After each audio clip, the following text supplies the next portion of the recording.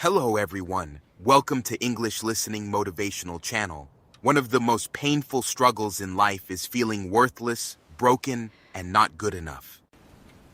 Today we bring you a short story about self-worth, healing, and learning to see your scars as strength.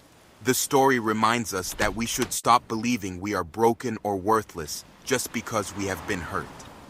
It teaches us that our scars, whether physical or emotional, are not proof of weakness, but proof of survival.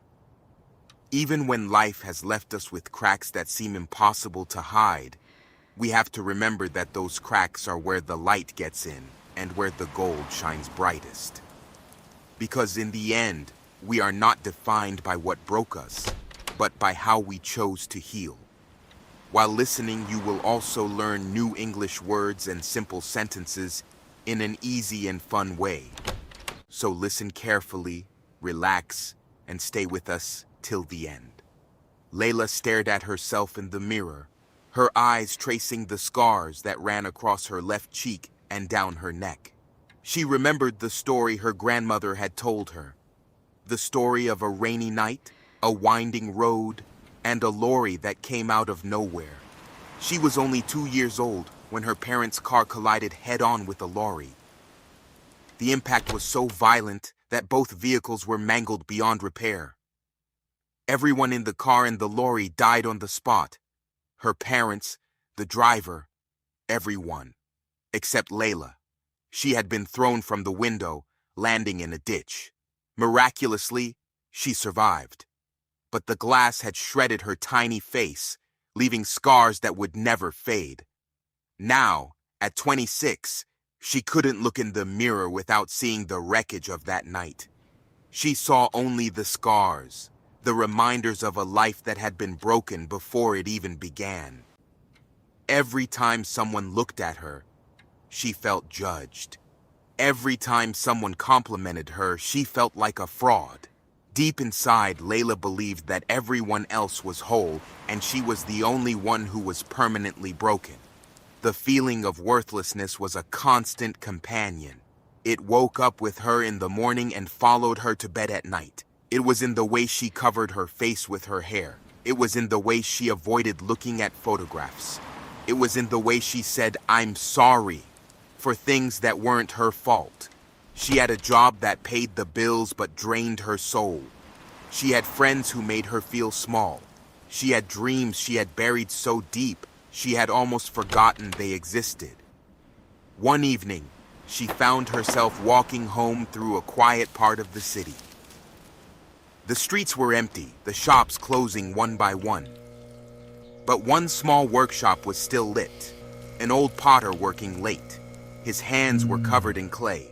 His face was lined with years of wisdom. Leila stopped to watch. The potter was making beautiful bowls, smooth and perfect. But then she noticed something strange.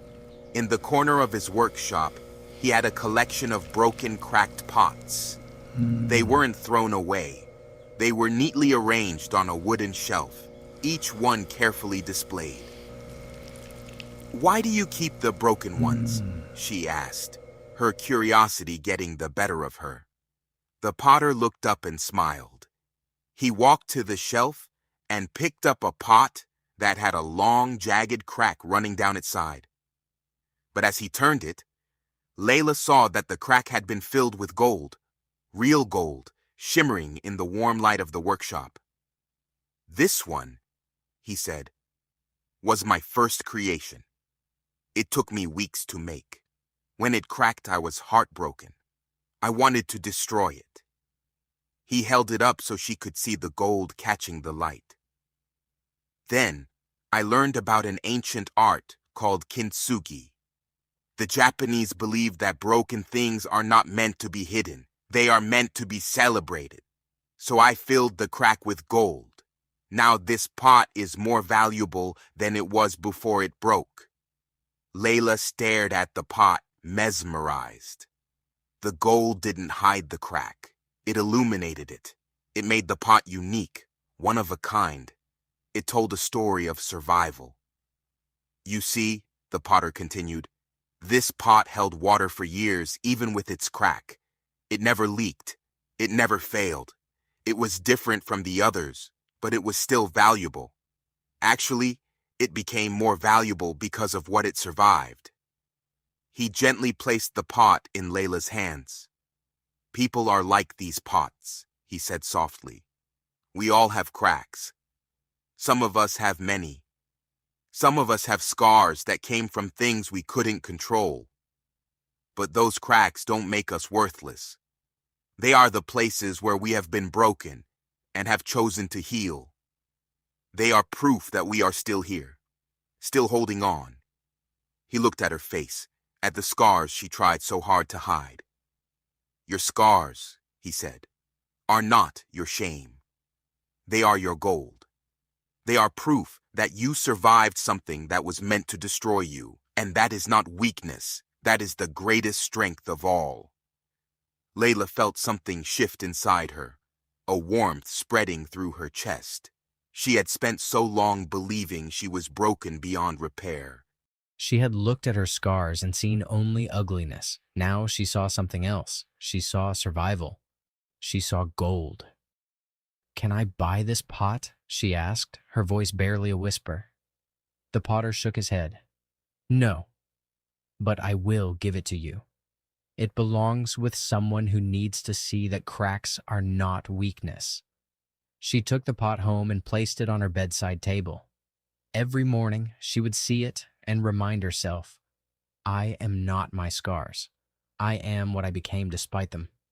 Leila began to change. She stopped covering her face with her hair. She stopped apologizing for existing.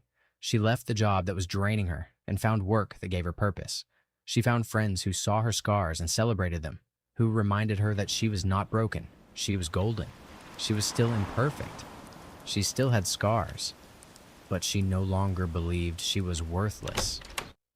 One morning, she looked in the mirror and smiled. She ran her fingers along the scars on her cheek and whispered, "You survived. You're still here." And that is something beautiful. She had spent years believing she was broken, but she had been wrong. Because sometimes what we think are our greatest flaws are actually our greatest strengths. Sometimes the cracks are exactly where the light gets in and where the gold shines brightest. Today, we have learned new words and sentences through this story. Learning English can be fun when you practice regularly. Keep listening, learning, and improving your English. If you enjoyed this story, please subscribe to our channel to help us grow and create more related educational and motivational content. You can also hit the notification bell to be alerted to any new videos. You can also share with your friends and family so that we all stay motivated. Thanks a lot for watching. Your support means the world to us.